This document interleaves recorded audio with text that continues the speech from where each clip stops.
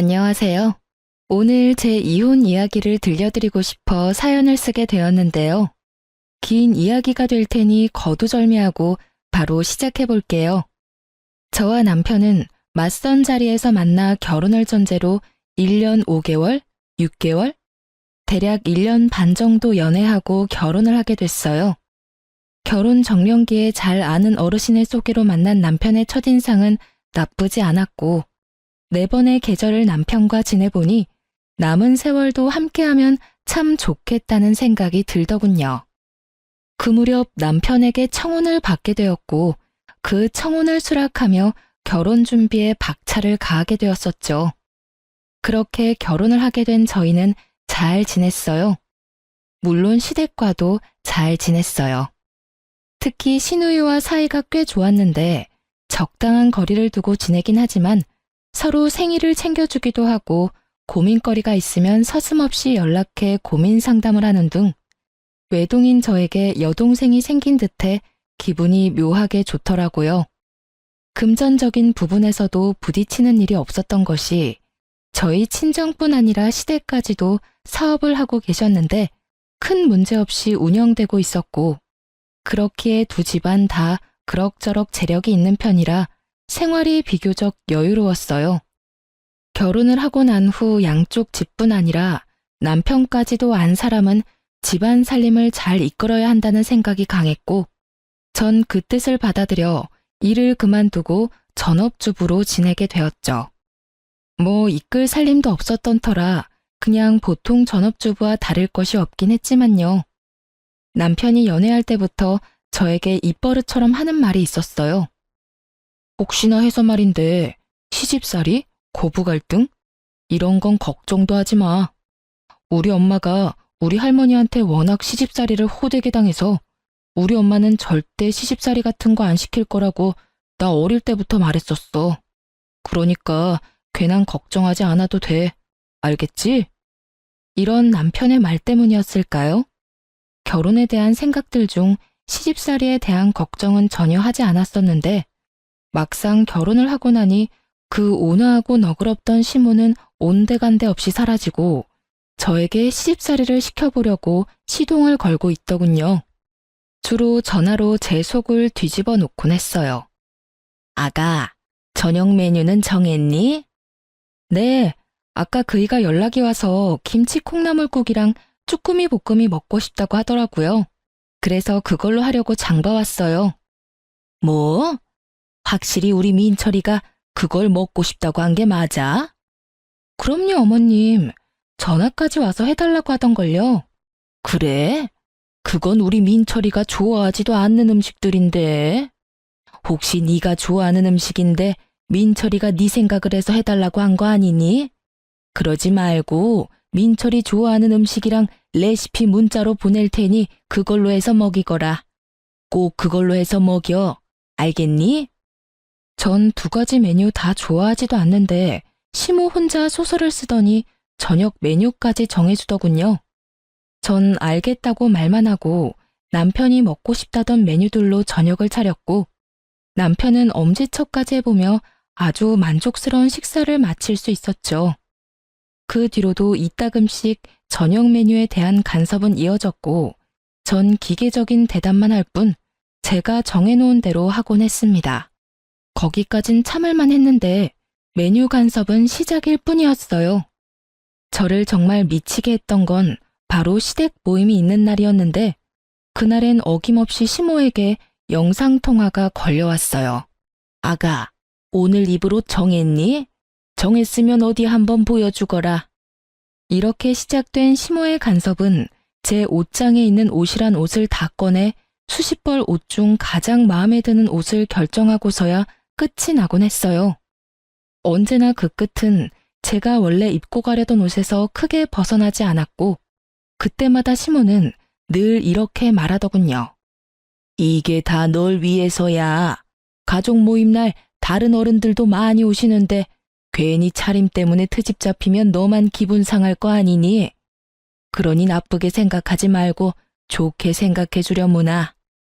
어떻게 생각해야 이 선 넘는 간섭과 시집살이가 좋게 생각될 수 있는지 저는 도무지 알 수 없었지만 일단 알겠다고 하며 이건 아니라는 생각이 강하게 들 쯤이었어요. 시모의 생일날이 되었고 이번 생일은 시댁에서 하게 되었다며 연락이 왔더군요. 언니, 이번 생신은 그냥 집에서 하기로 했어요. 다 같이 모여서 그냥 밥이나 먹기로 했으니까 언니는 그렇게 알고 오빠랑 저녁 시간 맞춰서 오면 돼요. 네? 일찍 가서 저녁 준비해야죠. 아니에요. 이번 생신상은 제가 처음부터 끝까지 혼자 다 준비할 거예요. 그러니까 그런 줄 알고 시간 딱 맞춰서 와서 밥만 먹고 가요.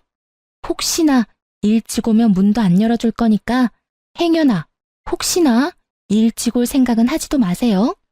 사실 시댁에서 한다길래 걱정이긴 했는데 시누이가 저렇게 나서주니 참 고맙더라고요. 하지만 막상 저녁 시간이 다가올수록 마음이 불안한 것이 점점 불편해졌고 걱정스러운 마음에 시누이가 말한 시간보다 조금 일찍 혼자 시댁으로 향하게 되었어요. 시댁에 들어서니 시누이는 이럴 줄 알고 자신이 더 빨리 음식 준비를 시작했다고 하며 도울 것이 없으니 쉬라고 하더라고요. 주방을 살펴보니 시누이 말대로 음식은 마무리 단계였고 뒷정리라도 도울까 하는 마음에 팔을 걷어붙이고 나섰지만 그마저도 시누이가 득달같이 막는 바람에 할 수가 없었어요. 에이, 언니. 다 된 밥상에 숟가락 얹을 생각하지 말고 얼른 소파에 가서 쉬어요. 이거 전부 내 손으로 차렸다고 자랑하려고 하는데 이제 와서 언니가 도우면 혼자 한 게 아닌 게 되잖아요. 뒷정리만 할게요, 아가씨. 딱 뒷정리까지만요. 뒷정리든 앞정리든 혼자 다 할 거니까 나중에 상 차릴 때나 도와주세요. 이렇게 말한 아가씨는 저를 끌어다 소파에 강제적으로 앉혀버렸고 그렇게 전 감사하지만 마음은 불편한 휴식을 취하게 되었죠. 그렇게 몸은 소파에 귀는 주방에 둔 채 휴식 아닌 휴식을 취하고 있는데 외출해서 돌아온 시모가 집안 상황을 살피더니 저를 나무라기 시작하더군요. 아가, 아무리 요즘 시댁이 예전과는 다르다고 해도 이건 아니지. 어떻게 시누이는 주방에서 죽어라 일하고 며느리는 소파에서 편히 쉴 수가 있니? 이렇게 말하며 저를 혼내는데 이해가 되면서도 이렇게까지 화낼 일인가 싶은 오묘한 감정이 들어 말이 나오지 않더라고요. 또 제 입장에선 무어라 말을 꺼내는 것도 참 애매하기도 했고요. 그런 제 마음을 알았는지 시모의 소리를 들은 시누이가 손에 묻은 물도 제대로 닦지 않은 채 뛰어나오더라고요. 엄마 그만! 언니 혼내지 마. 언니는 같이 할 거라고 일찍 왔는데 내가 혼자 한다고 우겨서 언니도 벌써 고 있는 중이었어. 그러니까 언니한테 뭐라고 할 것도 없어. 시누이는 있는 사실 그대로 말하며 제 편을 들어주었고 그쯤 했으면 시모도 이해하겠지 싶었는데 시모 생각은 그렇지 않은 것 같더라고요. 아니 아무리 그렇다고 한들 너 혼자 소파에 앉아서 편히 쉬는 게 말이나 되니? 난 정말 이해가 안 된다. 시모는 점점 열을 올려갔고 그런 시모의 태도가 시누이 역시 이해가 되지 않는지 시누이가 시모의 말을 받아치더라고요. 아니, 난 엄마가 이해가 안 되는데? 뭐라고? 내가 뭘 어쨌다고 이해가 안 된다는 거니? 그렇잖아. 엄마 생신상 딸이 챙기는 게 당연한 거지. 며느리가 차리는 게 당연한 거야? 엄마, 엄연히 며느리는 피 한 방울 안 섞인 남이고 난 엄마 배 아파서 낳은 엄마 자식이야. 그런 자식이 엄마 생일 때 낳아주셔서 감사합니다 하는 마음으로 엄마 생신상 혼자 정성껏 차려주겠다는데 이게 이렇게까지 화낼 일이야? 가끔 시누이와 연락을 주고받으며 참 똑부러지는 사람이다 싶었는데 이날 보니 말도 참 똑부러지게 잘하더라고요. 시모는 시누이의 말에 할 말이 없었는지 말 한마디 하지 않은 저를 노려보고선 방으로 들어가 버리더군요. 전 딱히 잘못한 것도 없이 아주 불편한 마음이 들었고 이내 상을 차리기 시작했습니다. 시누이는 그 당시 결혼을 앞두고 있어 다이어트를 한다며 저녁을 먹지 않고 있었는데 그날 식사 자리에서도 저녁은 먹지 않을 거라며 자기 밥은 담지 않더라고요. 전 밥을 제외한 음식들을 그릇에 담아 식탁으로 옮겼고 시모는 완성된 음식들의 간을 봐주고 있었어요. 그렇게 상이 완성되고 남편의 옆자리에 앉았는데 제 자리엔 딱 보아도 새밥이 아닌 식은 밥이 떡하니 있더라고요. 그때 기분 참 더럽더라고요. 황당하기도 했고요. 이 무슨 짓거리인지 말도 나오지 않았어요. 전 당황스러움에 밥엔 손도 대지 않고 가만히 있으니 남편이 왜 그런가 싶어 저를 보다 밥을 발견했고 저보다 더 당황한 남편이 이유를 물어오더군요. 여보, 왜 당신 밥만 식은 밥이야? 저라고 왜 제 밥만 식은 밥인지 이유를 알 수 없었으니 할 수 있는 답이 없었고 저를 대신해 시모가 이유를 말해주더라고요. 아, 그거 밥이 모자라서 한 그릇은 식은 밥으로 펐는데 그게 그쪽으로 갔나 보구나. 밥이 식어서 그렇지 오늘 한 밥이니 그냥 먹어도 돼. 당연하다는 듯 시모는 이렇게 말했고 주방에서 뒷정리를 하고 온 시누이는 분위기가 이상해 보이자 이게 무슨 일이냐고 물어오더군요. 분위기 왜 이래? 무슨 일 있어? 무슨 일은 아무 일도 아니야. 밥이 모자라서 은영이한테 식은 밥을 줬더니 무슨 큰일이라도 난 것처럼 저런다 얘. 상한 것도 아니고 그냥 식은 밥일 뿐이니까 신경 쓰지 말고 넌 앉아서 밥이나 먹어. 무슨 일은? 아무 일도 아니야. 밥이 모자라서 은영이한테 식은 밥을 줬더니 무슨 큰일이라도 난 것처럼 저런다 얘. 상한 것도 아니고 그냥 식은 밥일 뿐이니까 신경 쓰지 말고 넌 앉아서 밥이나 먹어. 시모의 말에 신우이의 표정은 점점 굳어져 갔고 시모의 말이 끝나자마자 자신의 자리에 놓인 밥그릇과 제 밥그릇을 바꿔놓더니 화를 내기 시작하더군요. 엄마, 진짜 왜 그래? 나 다이어트 한다고 저녁 안 먹는 건 몰라? 아유, 깜짝이야. 깜빡했어, 얘. 그렇다고 넌 엄마한테 화를 내고 그러니? 아니, 깜빡했다고 한들 밥도 넉넉히 해서 밥솥에 밥 많이 남았던데 왜 언니한테 식은 밥을 줘? 그거야 먹다 보면 네 아빠나 오빠가 밥이 모자랄 수도 있으니 그랬지. 밖에 나가서 힘들게 일하는 사람들인데 찬밥 먹일 수 있어? 따뜻한 밥 먹여야지. 전 어이가 없었고 저보다 시누이가 더 어이가 없다는 말투로 두 남자에게 밥이 모자라냐고 물었고 두 사람은 지금도 충분히 많다는 대답을 내놓았죠. 원하는 대답을 들은 시누이는 시모를 쏘아보며 이렇게 말하더라고요. 이제 됐지? 내가 걱정이다 걱정이야. 혹시나 엄마 같은 시어머니 만날까 봐서 말이야. 뭐? 너 무슨 말을 그렇게 해? 나 같은 시엄마가 어때서? 몰라서 물어? 나 지금 엄마 때문에 결혼까지 망설여져.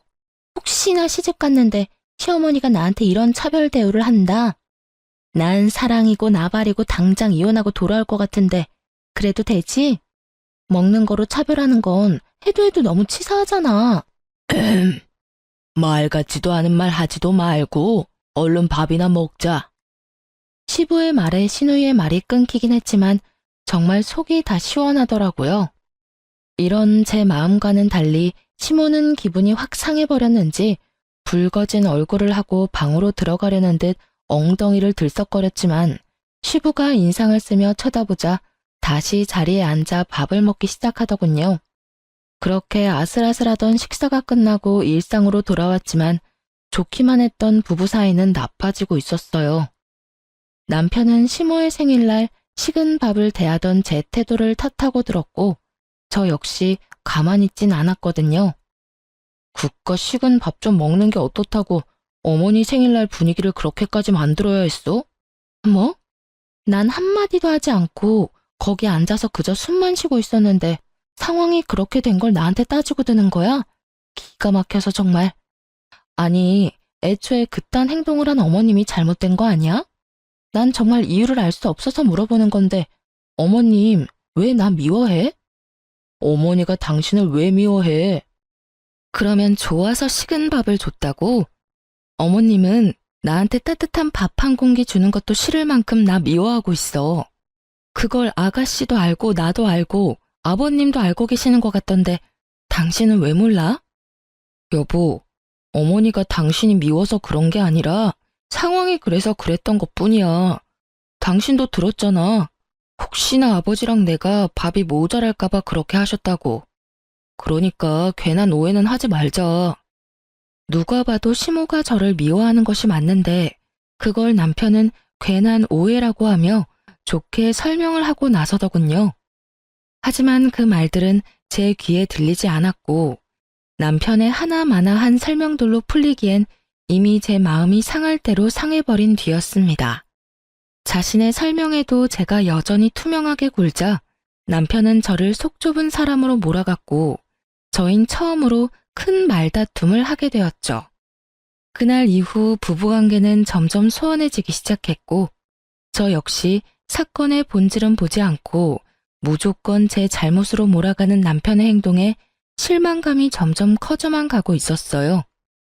그 와중에도 시모의 시집살이는 계속되고 있었고 저의 인내심의 한계를 넘어서는 일이 일어나고야 말았습니다. 그날은 시모가 함께 백화점 쇼핑도 가고 맛있는 것도 먹자고 저를 불러내더라고요.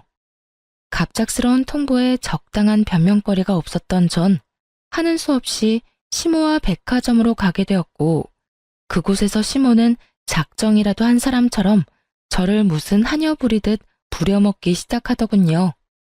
백화점을 돌며 온갖 잔심부름을 시키는 것은 물론 짐이란 짐은 다 제 손에 쥐어주고선 끊임없이 쇼핑하기 시작했고 몇 시간 동안 돈을 써대던 시모는 돈 쓰는 것도 힘들다며 밥을 먹으러 가자고 하더라고요. 저 역시 배가 고팠던 터라 시모를 데리고 백화점 근처 식당으로 갔고 빠르게 주문을 마친 후 시모 물건을 들고 있느라 뻐근했던 어깨를 두드리고 있을 그때였어요. 어머, 아가, 어떻게 하니? 나 지갑이 없어졌어. 아무래도 아까 계산하고 거기에 두고 왔나 봐. 네? 다시 한번 잘 찾아보세요. 가방에 없어요? 그래, 없어. 그러지 말고 얼른 가서 가지고 오렴. 누가 가지고 가면 어떻게 하니? 시모의 지갑은 남편이 첫 월급을 타 사준 지갑으로 의미가 큰 지갑이란 걸 알았던 터라 전 다른 생각은 전혀 하지 못한 채 몸이 반사적으로 움직이기 시작했어요.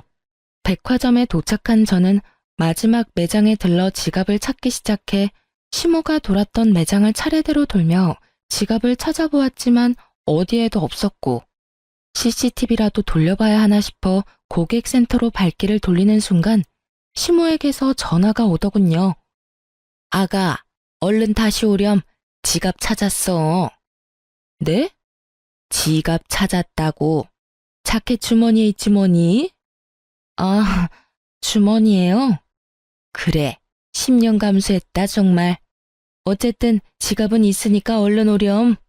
시모의 말에 전 다시 식당으로 향했고 식당에 가니 시모는 제가 주문한 음식까지 다 먹어치운 후더라고요. 아니 정확히는 다 남기긴 했는데 제 음식까지 제가 손댈 수도 없게 다 헤집어 놓은 뒤였어요. 이쯤 되니 알겠더라고요. 이 모든 게 저를 골탕 먹이기 위해 벌인 일이라는 것을요. 시모는 저를 향해 네가 어쩔 건데? 라는 말을 써놓은 듯한 표정을 지어 보였고 저는 저를 왜 이렇게까지 미워하는지는 모르겠으나 이젠 그 이유와는 무관하게 더는 참지 않기로 했죠. 그동안 시모에게 잘 보이려고 애썼던 많은 노력들과 식은 밥을 보고서도 불만 한마디 하지 못했던 저의 모든 지난날이 머릿속을 스치며 저는 그야말로 각성을 해버렸던 거죠. 시모는 제가 룸 문을 열고 들어가 자리에 앉아 상황 파악을 끝내자 승리의 표정을 지으며 이렇게 말하더군요. 이제 집에 가자꾸나. 오늘 너무 많이 돌아다녀서 너무 피곤해. 그러든가 말든가. 전 시모의 말을 다 무시한 채 배를 눌러 주문을 다시 했고 그런 저의 태도에 시모는 언성을 높이기 시작하더라고요. 너 지금 이게 무슨 짓이니? 내가 집으로 가자고 하는 말 못 들었어? 보면 모르세요? 밥 시키잖아요. 참나, 어른이 식사를 다 하고 일어나면 당연히 너도 따라 일어나는 게 예의야. 넌 이런 기본적인 것도 못 배웠니? 제가요, 하루 종일 어머님 수발 들며 쫓아다니느라 쫄쫄 굶었더니 배가 너무 고파서 눈에 뵈는 게 없어요. 그러니까 예의가 있니 없니 그건 어머님 생각하고 싶은 대로 생각하시고 전 일단 밥은 먹어야 하니 기다려 주시던지 먼저 가시든지 편하신 대로 하세요. 정말 눈에 뵈는 게 없더라고요. 하루 종일 쫓아다닌 것도 힘들어 죽겠는데 그 와중에 똥개 훈련까지 받았다고 생각하니 힘든 건 둘째치고 화가 너무 나더라고요. 이런 저의 태도에 시모도 화가 단단히 났는지 팔짱까지 끼고선 이렇게 말하더군요. 뭐? 눈에 뵈는 게 없어? 뭐 이딴 게 다 있어? 아휴, 너의 지금 이런 무례한 태도는 네 친정엄마하고 이야기를 좀 해봐야 하겠구나. 아무래도 네 꼴을 보아하니 내가 네 엄마한테 할 말이 많을 듯하구나. 할 말 많으시면 통화해야죠. 그건 어머님 뜻대로 맘대로 하시고 가실 때 가더라도 오늘 산 저 짐들은 다 가지고 가세요. 두고 가는 물건이 하나라도 있으면 오늘 하루 고생한 저한테 주는 선물이라고 생각하고 제가 다 가지도록 할게요. 그날 시모는 제가 모시고 왔기 때문에 차를 가지고 오지 않았고 혼자 지고 이고 택시를 타기엔 짐이 많았던 터라 시모는 설마 하는 마음으로 단 하나도 챙기지 않고 그냥 가버리더라고요. 시모에게 한 말이 모두 진심이었던 저는 밥을 맛있게 먹고 난 후 택도 떼지 않은 새 상품을 모두 중고로 팔아버렸고 그 돈을 아주 기쁜 마음으로 평소 기부하던 단체에 모두 기부해버렸습니다. 우려, 걱정, 이런 감정은 전혀 들지 않더군요. 이미 저의 인내심은 한계선을 넘어버렸고 더는 어른 대접을 해줄 필요도 없다는 것이 제 생각이었으니까요. 그날 밤 소파에 앉아 콧노래를 부르며 TV를 보고 있는데 퇴근을 하고 돌아온 남편이 시모에게 오늘 있었던 일을 전해 들은 것인지 저에게 노발대발 화를 내기 시작하더군요. 당신 정말 왜 그러는 거야? 도대체 어머니랑 왜 그렇게 자꾸 부딪히는 거냐고. 와, 또 내 탓을 하는 거야? 확실하게 집어줄 테니 잘 들어. 하루 종일 종 부리듯 끌고 다닌 것도 당신 엄마고 잃어버린 적도 없는 지갑 핑계로 똥개 훈련 시킨 사람도 당신 엄마야. 그 와중에 밥도 먹이기 싫었는지 남의 음식까지 다 헤집어 놓으며 혼자 식사까지 마친 사람 역시 당신 엄마지. 이게 무슨 말인지 알아? 먼저 수준 낮게 행동한 사람은 어머님이란 이 말이야. 그러니까 따지려거든 나한테 따지지 말고 당신 엄마한테 가서 따지고 나 대신 이런 식으로 다시는 행동하지 말라고 말도 좀 전해줘. 제 말에 남편은 할 말이 없는지 긴 한숨을 쉬며 저를 설득해 보려고 하더라고요. 여보, 그냥 당신이 좀 져주면 안 돼? 그냥 불쌍한 사람이다 생각하고 당신이 좀 더 잘 보이려고 노력해주면 어머니도 당신한테 잘 대해주실 거야. 응? 불쌍한 사람?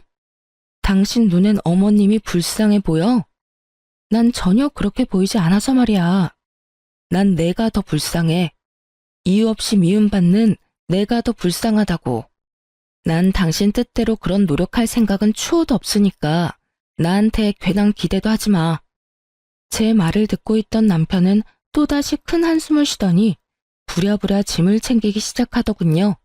그러면서 하는 말이 한동안 저와 함께 있고 싶지 않다고 하며 시댁으로 가서 지낸다고 했고 전 그런 남편을 말리지 않았어요. 뒤도 돌아보지 않고 집을 나서는 남편을 보는데 참 시모보다 남편이 더 밉더라고요. 어쩌면 저렇게 시모 편만 들 수가 있는 것인지. 괜찮냐? 오늘 많이 힘들진 않았느냐? 고생 많았다. 제 마음을 달랠 수 있는 이 수많은 말들 중 딱 한마디만 남편이 해줬더라면 상황이 이렇게까진 되지 않았을 텐데 말이죠. 누굴 탓하겠어요? 저런 인간인 줄도 모르고 사랑에 눈이 멀어 믿고 결혼한 제가 미쳤었고 제정신이 아니었던걸요. 그렇게 눈물도 나지 않던 밤이 지나고 다음날 아침 일찍부터 시모에게서 전화가 오더군요. 너 어제 산 내 물건 잘 챙겨뒀지?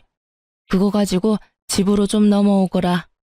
아, 그거 전부 저에게 주시는 거 아니었어요? 제가 다 가진다고 했는데도 두고 가시길래 저한테 주는 선물인 줄 알고 다 팔아버렸는데요? 택도 안 뗀 새 상품이라 꽤 제값으로 받아서 다 기부했어요, 어머님. 덕분에 좋은 일 제대로 했지 뭐예요?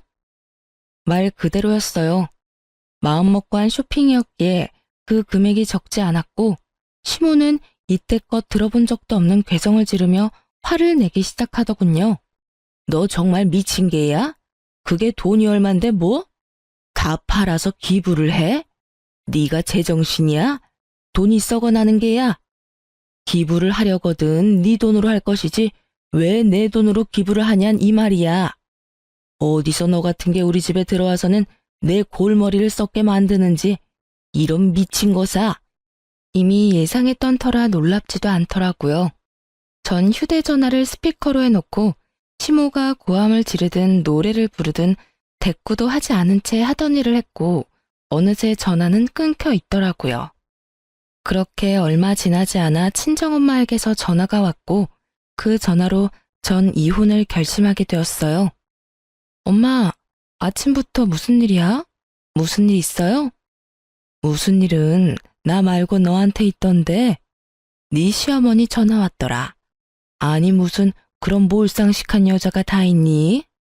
이 아침에 사돈댁에 전화해서 다짜고짜 네 욕을 하기 시작하는데 대충 들어봐도 네 잘못은 하나도 없던데 그 여잔 뭐가 그렇게 불만이 많던지 내가 진짜 기가 막혀서. 어머님이 엄마한테까지 연락했단 말이야? 그것도 이 아침에? 그래. 아유, 다 됐고 내가 지금 너 데리러 갈 테니 준비나 하고 있어. 나보고 너 데리고 당장 네 시댁으로 오라고 하더구나. 무슨 말을 하려고 그러는지 내가 직접 가서 들어봐야겠어. 엄마, 일단 진정 좀 해. 내가 지금 진정하게 생겼어? 그 어렵다는 사돈한테도 이따위로 구는데 너한테는 어떻게 했겠어? 내가 지금 손이 다 떨려온다고. 엄마, 일단 진정 좀 하고 기다리고 있어. 내가 다 생각이 있어서 그래. 내가 알아서 해볼 테니까 조금만 진정하고 기다려줘요, 응? 아휴, 일단 알겠는데 다시 한번 이런 말 들리면 가만히 있지 않을 거니까 확실하게 마무리 지어. 도저히 안 될 것 같으면 이혼해. 어디 남의 집 귀한 딸 데리고 가서 2년 전년 욕짓거리냐고. 어쨌든 넌 잘못한 거 하나도 없으니까 괜히 기죽지 마. 알겠어? 네, 알겠어요. 들어보니 정신 나간 시모는 친정엄마에게 2년 전연하며 욕까지 한 모양이더군요. 아무리 머리끝까지 화가 났다고 해도 사돈한테 자식 욕을 하는 건 좀 아니지 않나요? 그 순간 전 이혼을 확신하게 되었고 그간 수없이 연락을 드릴까 말까 고민했던 사람에게 전화를 걸어 시댁으로 와달라고 부탁을 드리곤 시간을 맞춰 시댁으로 향했어요. 시댁에 도착하니 제가 부른 사람을 포함해 시댁 식구들이 다 모여 있더군요. 제가 시댁으로 와달라고 부탁까지 한 사람은 다름 아닌 시모의 시모, 즉 시할머님이었고 시조모를 중심으로 오른쪽엔 시부와 시누이가 서 있었고 시모와 남편은 시조모의 발 아래 무릎을 꿇고 앉아 있더라고요. 저는 천천히 시댁으로 들어갔고 저를 발견한 시할머님은 자신의 옆에 저를 앉히더니 따스하게 절 보듬어 주시더군요. 아가, 오는 길에 네 엄마한테 이야기 다 들었다. 그런 일이 있었으면 진작에 할미한테 연락을 했어야지. 왜 그걸 다 참고 살았노? 고생 많았다. 고생 많았어. 사실은 저의 외할머니와 시할머님은 어릴 때부터 친구 사이였어요. 시할머님은 제 친정 식구들과도 가깝게 지내왔었는데 평소 저를 남다른 애정으로 예뻐해 주시던 시할머니께서 자신의 손주였던 남편과의 맞선을 주선해 주셨던 것이었어요. 저희 결혼과 동시에 시조모는 저의 할머니와 함께 고향으로 내려가 지내며 일체 시댁 일엔 간섭을 하지 않고 계셨는데 엄마를 통해 지금 이 모든 상황을 전해 듣게 되신 거죠. 저의 손을 꽉 잡은 시조모는 득달같이 시모를 잡기 시작하셨고 그 뻔뻔스럽도록 당당하던 시모는 목이 부러져라 고개를 숙이고 있더군요. 내가 널 이래서 싫어했던 게야. 그리 내가 그 못된 성정을 버리라고 했거늘 아직도 그 벌은 못 고친 게야? 이렇게 시작된 시조모의 말은 정말 충격적이더군요. 너 시집 온 그날부터 네 아랫사람들한테 뭐라고 하고 다녔는지 내가 다 알고 있다. 네 손아랫사람 무시하는 건 물론이고 더럽고 굳은 일은 다 시켜먹고 그것만 해도 기가 막히는데 뭐? 내가 죽으면 이 재산 다 네 남편 몫이니 알아서 기라고? 내가 이 모든 걸 몰라서 가만둔 줄 알아? 진작 이혼시켜버리고 싶은 걸 결혼한 지 얼마 되지도 않았고 뱃속에 민철이가 들어앉았다고 해서 참고 또 참았다. 데리고 살면서 인간 만들면 인간 구실은 하겠지 하면서 또 참았단 말이다. 애들 크면서 눈빛에 도끼도 좀 빠지고 제법 말도 가려서 하는 것 같아 좀 풀어줬더니 또 사고를 치는구나. 또 언행을 그따위로 하고 다녔어. 나이도 들 만큼 들었으니 이젠 사람 될 거라고 했던 내 실수였지. 사실 시집살이를 시켰다는 말을 들을 때부터 이상하긴 하더군요. 제가 아는 시조모는 아무 이유 없이 사람을 괴롭히는 사람은 아니었는데 남편의 말론 아무 이유 없이 시모를 쥐잡듯 잡았다고 하니 제가 모르는 시조모의 모습이 있는가 보다 하고 생각했었거든요. 하지만 시조모만 알고 있는 시모의 민낯은 생각보다 더 경악스럽더군요. 시조모의 입에서 자신의 과거가 흘러나오자 시모는 악을 쓰며 역정을 내기 시작했고 그 입에서 나오는 한마디 한마디가 저에겐 참 어이없는 말들이었습니다.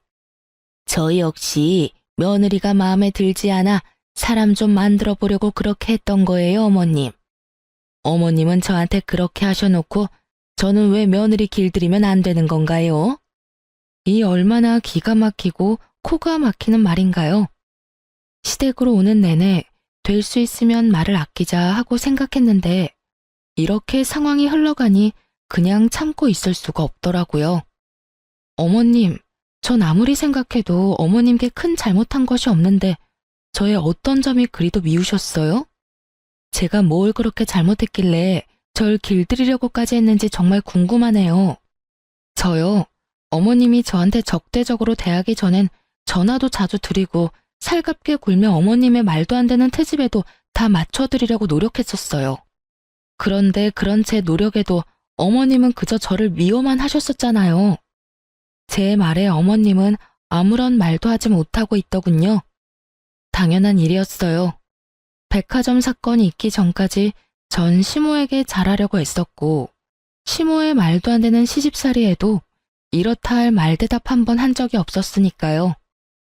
아무리 머리를 짜내어 봐도 할 말이 없던 시모는 입을 꾹 다문 채 저를 노려보더군요.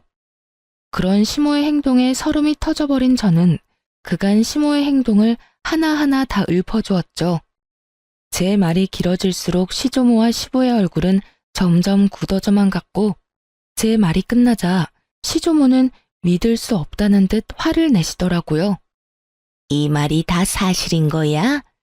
어디서 가짠지도 않게 그딴 짓거리를 한 게야? 네가 사람이야? 어떻게 사람이 어른이 그런 짓을 할 수가 있는 게야? 나도 그리 미운 너한텐 그런 짓은 하지 않았어. 식은 밥을 줘? 하녀 부리듯 부려? 어디서 배운 짓거리야 그게? 이게 다 어머님 때문이에요. 저요, 시집와서 단 하루도 마음 편한 날이 없었어요. 이제 좀 편해지나 싶었는데 어머님이 저 애를 이 집에 들이셨잖아요. 제 입장에선 저 애가 눈에 가시 같았고 그래서 괴롭혔는데 그게 잘못인가요? 네가 마음 편히 지내지 못하게 된 건 다 그 누구의 탓도 아닌 네 탓이다. 멀쩡히 살아있는 시어미를 하루빨리 죽으라고 누가 너한테 기도하라고 시켰니? 그리고 너보다 아랫사람들을 그리 심하게 괴롭히라고 누가 너한테 시켰니? 다 네 심보가 네 팔자를 꼰 것인데 누구 탓을 하는 게야? 그건 실수였어요. 그땐 저도 어렸고 뭘 몰라서 그런 언행을 했던 거라고요. 그냥 실수라고 생각하고 용서해 줄 수도 있는 거잖아요. 언제적 실수를 이날 이때껏 마음에 품고 저를 괴롭히시냐고요.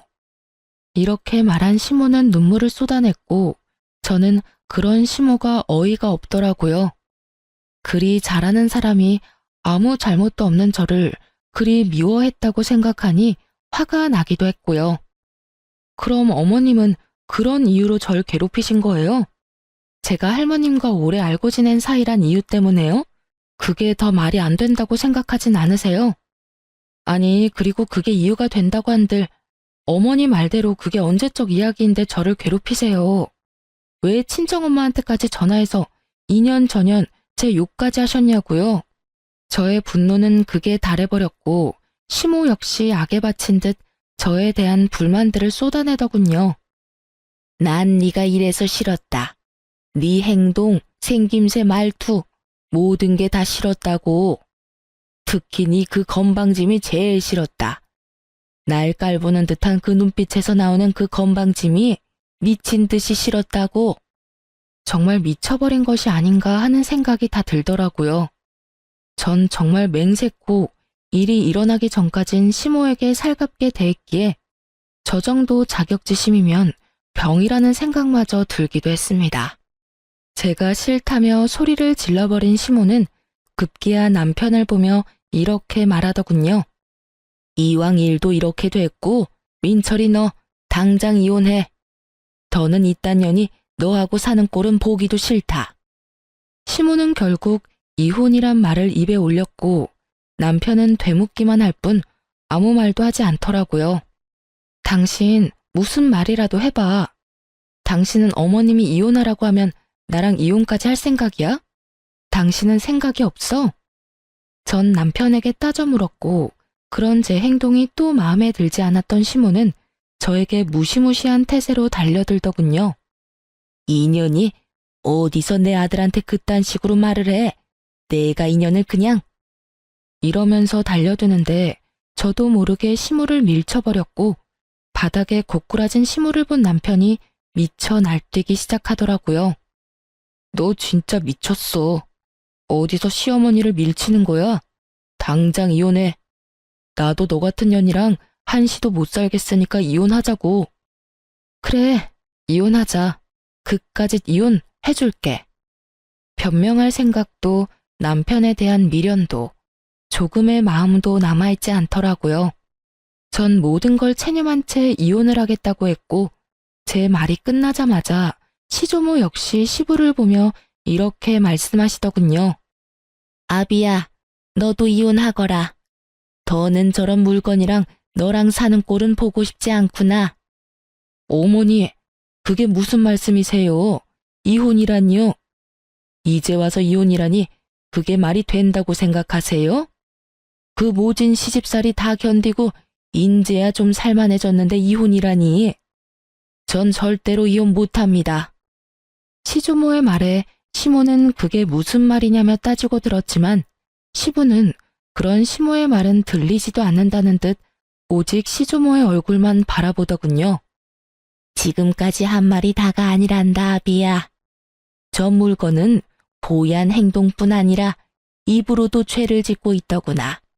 시집 온 지 한 달도 채 되지 않은 새색시가 손아래 동서들한테 한다는 말이 저 늙은 할망구는 왜 죽지도 않고 질기게 살아서 자기를 괴롭히는 건지 목숨도 질기다면서 같이 사는 게 고역이라고 하더구나. 그게 사람으로서 할 말이더냐? 내가 그 말을 듣고 당장이라도 내쫓아버리고 싶은 걸 네가 사랑한다고 하니 참고 또 참았는데 저리 제 자식 이혼시키는 꼴을 보니 나도 널 이혼시켜도 될 것 같구나. 당장 이혼하고 저 인간 같지 않은 것들 다 내쫓아내. 더는 내가 벌어 갈고 닦은 곳에서 저딴 것들 호의호식하는 꼴조차도 보기 싫으니.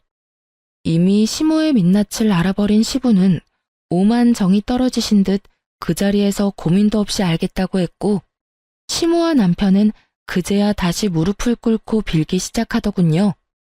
이렇게 쫓겨날 순 없어요, 어머님. 제가 더 잘할게요. 제가 더 노력할게요. 제가 다 고칠게요, 어머님. 할머니, 제발 한 번만 용서해 주세요. 저요, 이 사람이랑 이혼도 안 하고 이 사람 하늘처럼 떠받들고 살게요. 이미 늦은 일이니 더는 입 아프게 하지 말고 얼른 나가거라.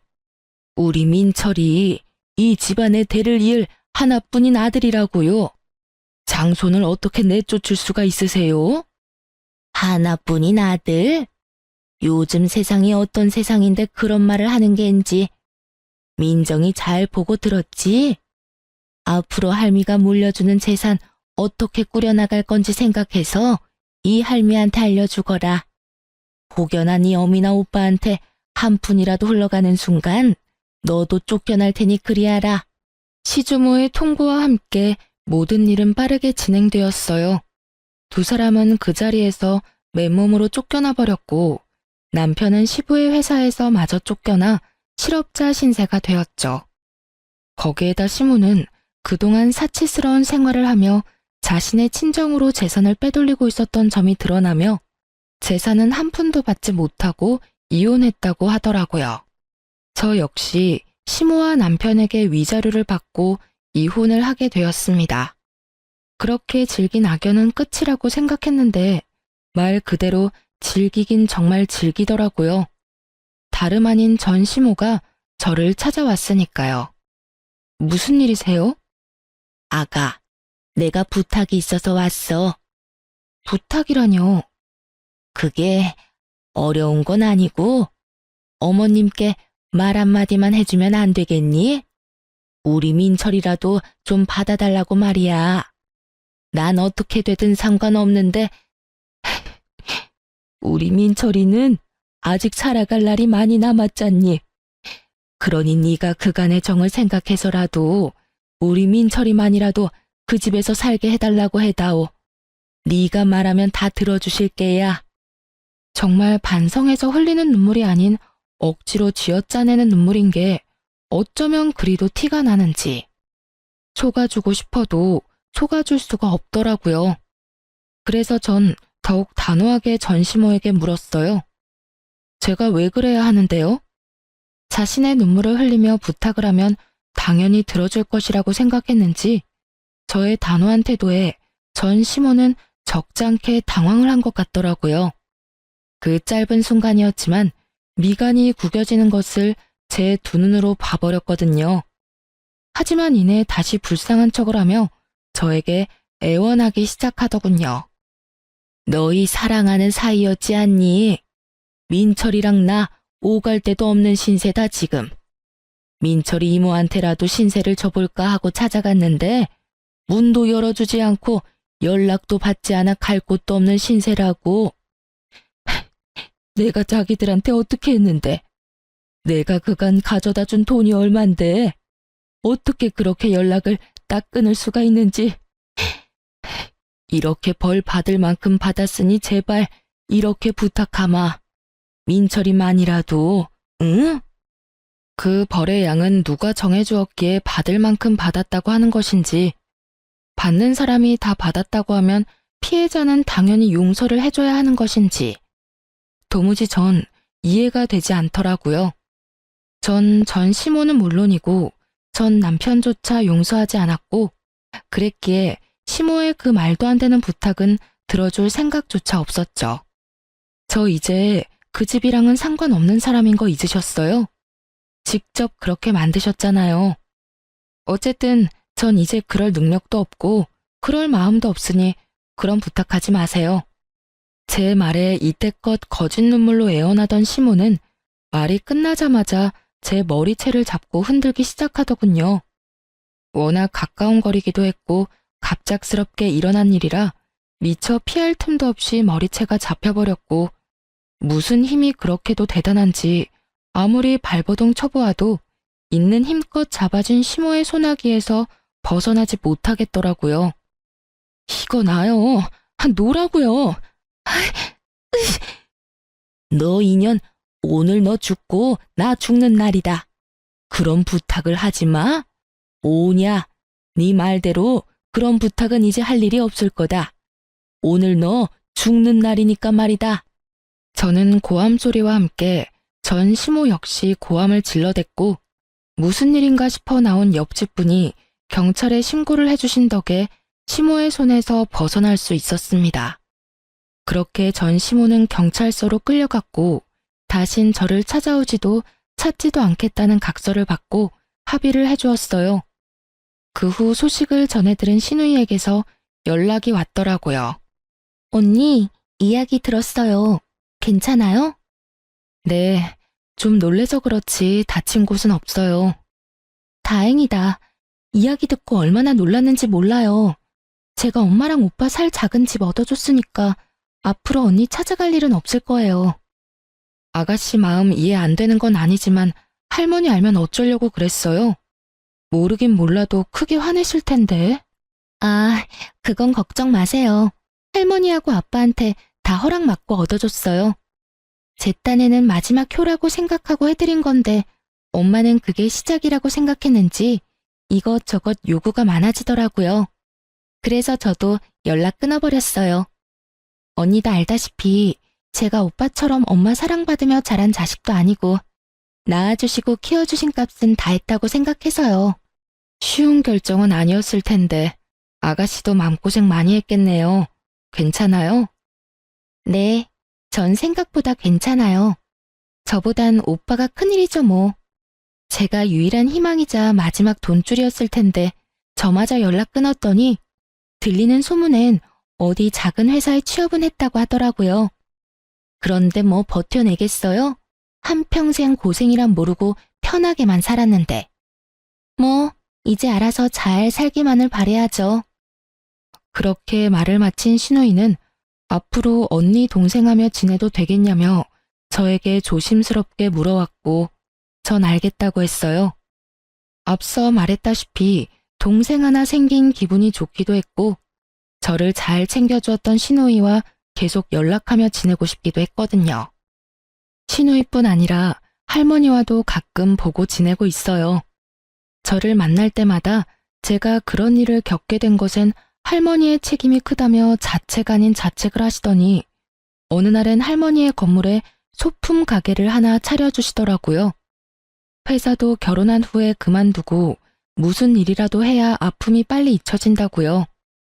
전 감사하게 가게를 받았고 잡생각도 버릴 겸 핸드메이드 제품도 만들어서 판매하고 있어요.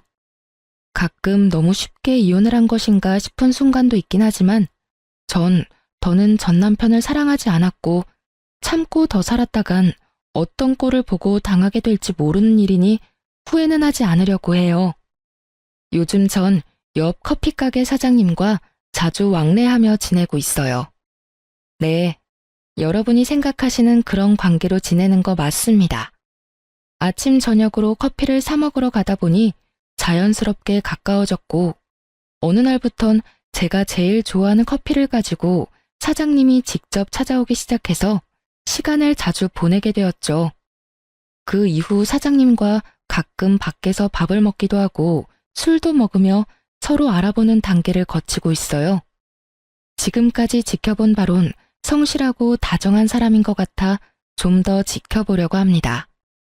이혼을 할 당시엔 다신 남자는 없다고 생각하고 다짐했었는데 사람 일이란 게 정말 모르는 건가 봅니다. 이렇게 또 남자를 보며 좋은 사람이라고 느끼는 걸 보면 말이죠. 어쨌든 전 용기를 가지고 새롭게 시작해보려고 합니다. 그게 일이 되었든 사랑이 되었든 간에요. 이로써 저의 긴 사연도 끝이 났네요. 제 이야기를 끝까지 들어주셔서 감사합니다.